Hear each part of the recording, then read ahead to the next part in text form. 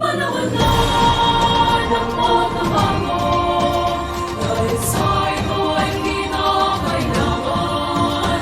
Tayo na magtulong-tulong na maunlarin ang mahal natin ngayon.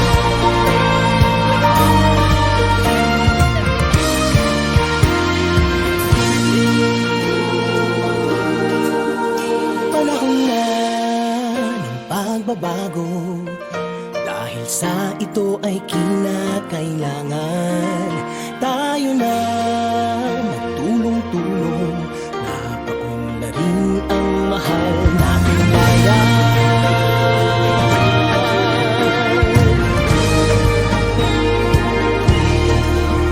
Panahon na magbabago, at ayos ang mga dapat ayusin. Dapat lang maging tungkulin ng bawat mamamayan dito sa atin. Ng pagbabago patungo sa pag-asenso, magsikap ng mabuti at nang guminhawa tayo. Malaki natin sa mundo at ipamalas ang bagong Pilipino at bagong